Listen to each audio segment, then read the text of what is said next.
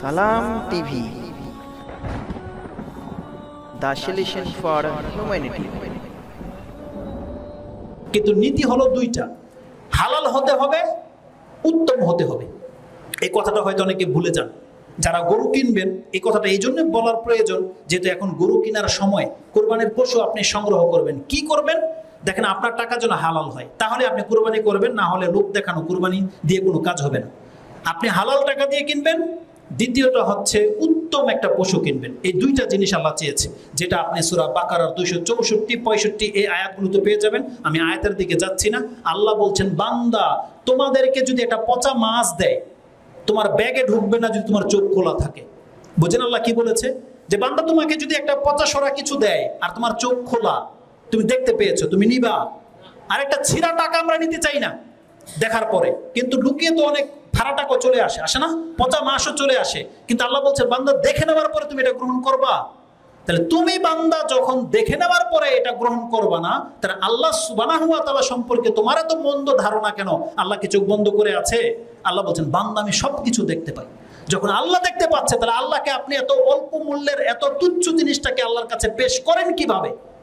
আল্লাহ কবুল করবে না। হাবিল আর কাবিলের ঘটনাতে কি আছে জানেন? কি করেছে? হাবিল একটা দুম্বা কোরবানি করেছিল, আর কাবিল শস্য দানা কোরবানি করেছিল। এর জন্য আল্লাহ কবুল করে নাই, এটা কারণ? এটা কারণ নয়, বরং হাবিল তার পশুগুলোর মধ্য থেকে সব থেকে উৎকৃষ্ট মানের একটা পশু আল্লাহর জন্য কোরবানি করেছিল, কিন্তু কাবিল এটা করেনি।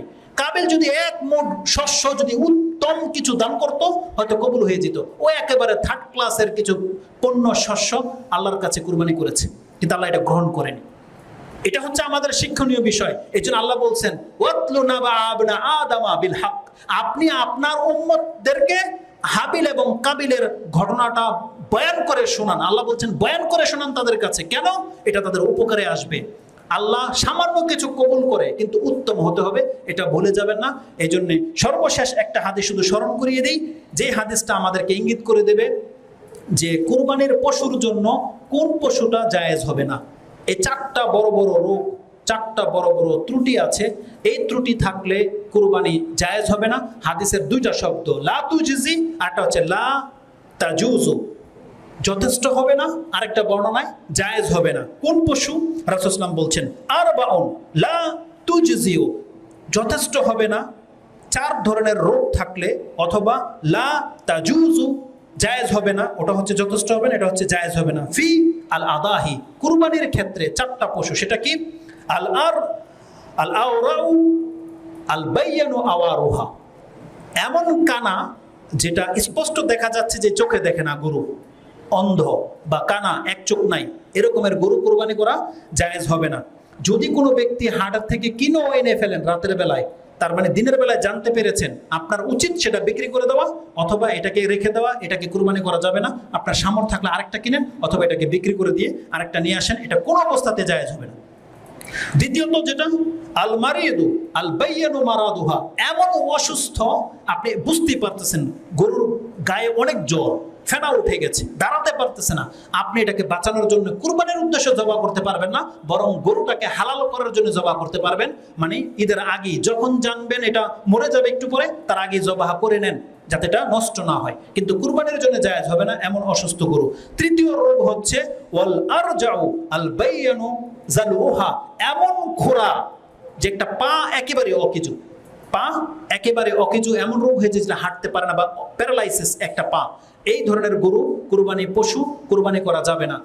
চতুর্থ হচ্ছে ওয়াল কাসীরাতু আল্লাযী লা তুজজি, আরেকটা বর্ণনা আসছে ওয়ালা বিল আজফাই আল্লাতী লা তুনকি, এমন গরু এমন বয়সে পৌঁছে গেছে বা এমন বৃদ্ধ হয়ে গেছে, শুধু চামড়াটা হাড্ডির সাথে লেগে গেছে, ধাক্কিয়ে নিয়ে আসতে হয়।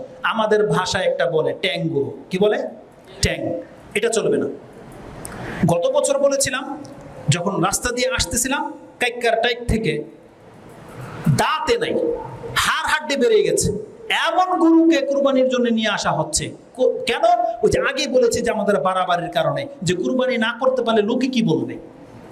আপনি কি এই গরু দিয়ে জাতিকে সন্তুষ্ট করতে পারবেন? না আল্লাহকে সন্তুষ্ট করতে পারবেন, না আপনি নিজে সন্তুষ্ট, আর না কোনো আত্মীয়কে আপনি সন্তুষ্ট করতে পারবেন। এই গরুকে পছন্দ করে। এই জন্য এই শুধু সম্মান বাঁচানোর কাজ নয়, এটা আপনি আল্লাহর দিকে খেয়াল রাখেন, আল্লাহর দিকে খেয়াল রাখেন। কোন এক তাবি বলেছিল তার ছেলেকে, তুমি আল্লাহর জন্য কিভাবে কুরবানি করবে এই কথাটা মনে রাখেন প্রত্যেকে। তুমি তোমার সব থেকে সম্মানিত বন্ধুকে যেটা দিতে লজ্জা পাও, তুমি সেটা আল্লাহকে কিভাবে দিবা? তুমি যে জিনিসটা তোমার একটা সম্মানিত বাদশা বা একজন ব্যক্তিকে দিতে লজ্জা পাও, তুমি সেটা আল্লাহর জন্য পছন্দ করো কিভাবে? অতএব সামর্থ্য থাকলে কুরবানি করেন, উত্তমটা কিনেন। পশু পাননি, থেমে যান। আপনাকে ওই গোল ঘর থেকে একটা হাড়হাড্ডি বেরিয়ে গেছে, এটাকে ধরে নিয়ে এসে কুরবানি করা যাবে না। ইমাম আবু দাউদ রাহিমাহুল্লাহ হাদিসটাকে কোট করেছেন, তিরমিজিতে আপনি হাদিসটি পাবেন। হাদিস হচ্ছে 3144 এবং 1417। এটা ছিল সর্বশেষ হাদিস। এরপরে যদি কোনো মাসলা মাসাইল বাকি থাকে, আপনাদের প্রত্যেকের আলেমের কাছ থেকে, যার সাথে যার সম্পর্ক আছে তার কাছ থেকে ডিটেলস জেনে নিয়েন। বিভিন্ন মাসলা মাসাইল বলার জন্য খুতবা নয়। তার মানে আমি সংক্ষিপ্ত পরিসরে যে কথাটা বলেছি, দেখেন আপনি পশুটাকে উত্তম পশু হিসেবে নির্বাচন করবেন, তার আগে আপনার টাকা হালাল হতে হবে। এই কথাটা আল্লাহ আমাকে এবং আমাদের ভাইদেরকে বোঝার তৌফিক দান করুন। আমিন ইয়া রাব্বাল আলামিন।